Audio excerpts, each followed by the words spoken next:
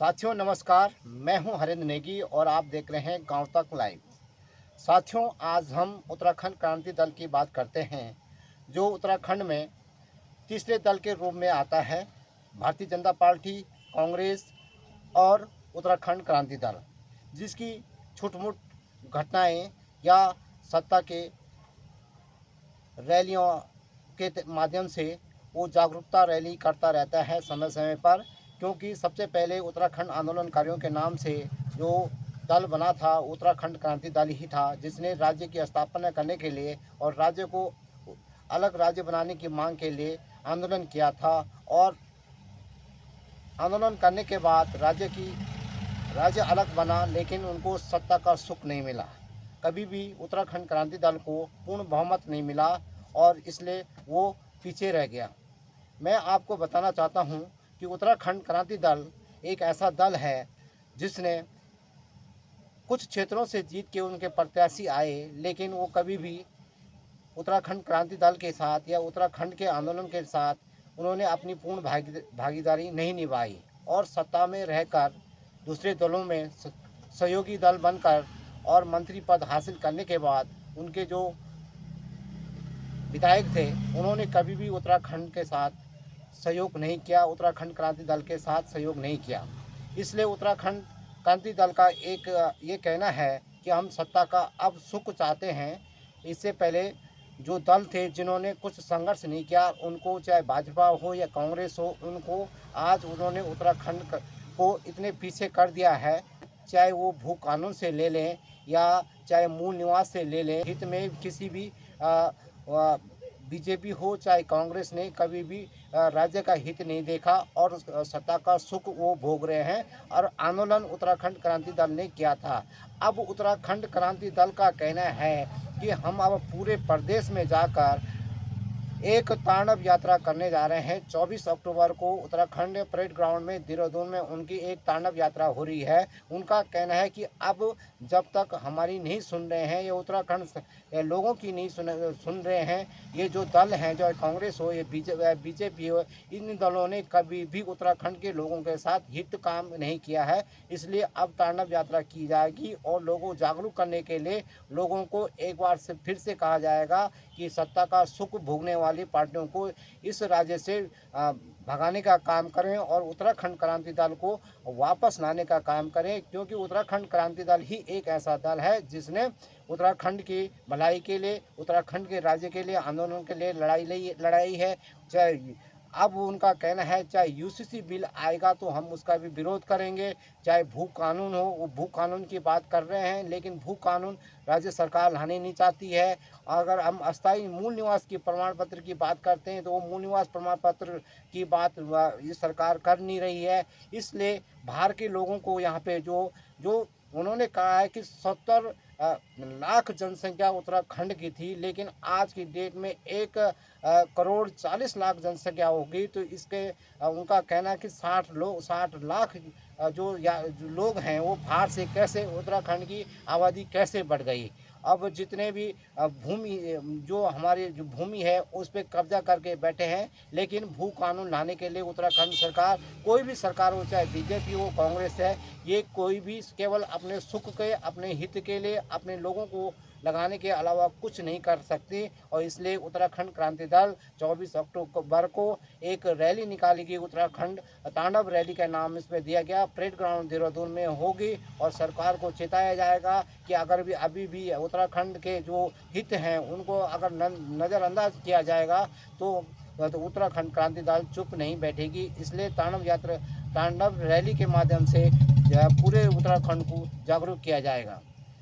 देखते रहे मेरे उत्तराखंड क्रांति दल के पूर्व केंद्रीय अध्यक्ष एवं वर्तमान में जो संरक्षक है त्रिवेंद्र सिंह पवार ने आज उन्होंने प्रेस वार्ता की है और प्रेस वार्ता में उन्होंने सीधी सीधी क्या बात कही, आपको लेके चलता हूँ, उन्हीं के बयानों को दिखाता हूँ कैसे उन्होंने कहा।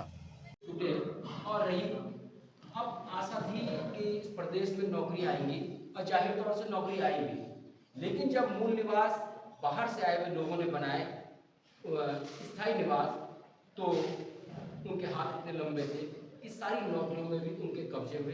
तो उत्तराखंडी, आम उत्तराखंडी आज भी अपने आप को ठगा हुआ महसूस कर रहा है। और ये लूट उन्होंने मचवाई जिनको हमने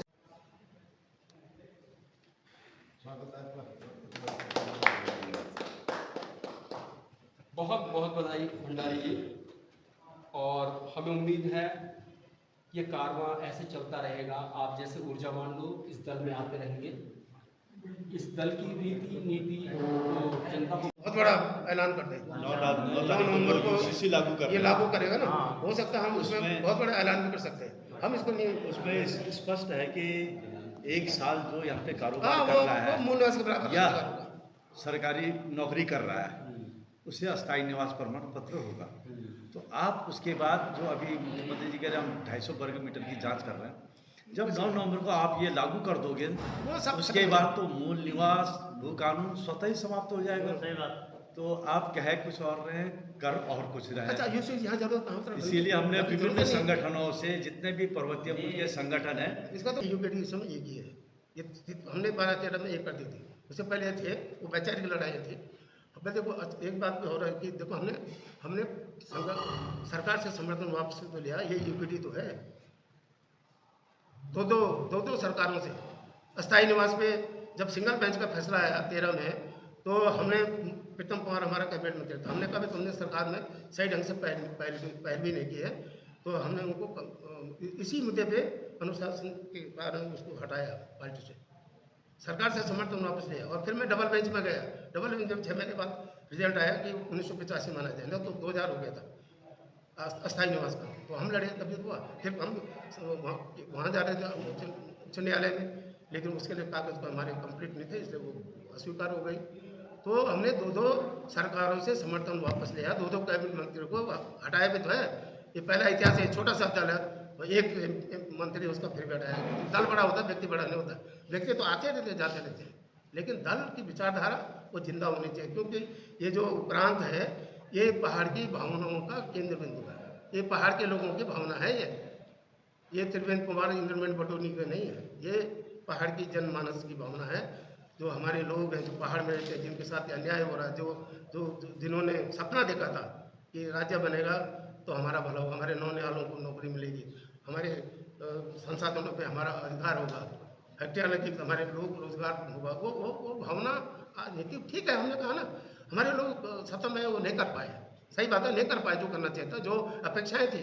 लेकिन 1, 2, 3, 4 सीटें दे करके हम क्या कर सकते बताओ? हम कुछ नहीं कर सकते। वो आपने बहुमत दे दिया उनको, बहुमत उनको भी दे दिया, अरे हमको भी दे देते। पहले तो 40 सीटें थे, 40 तो 20 दे के दिखाओ ना, हम देखते हैं फिर कैसे सरकार बनती है इस राज्य के अंदर, हम बताते हैं। आप हमारा कोई आदमी जो आगे जीतेगा वो कोई पुनरावृत्ति नहीं होगी जैसे पहले हुआ है, ये हम अब विश्वास दिलाते हैं जनता को। इसलिए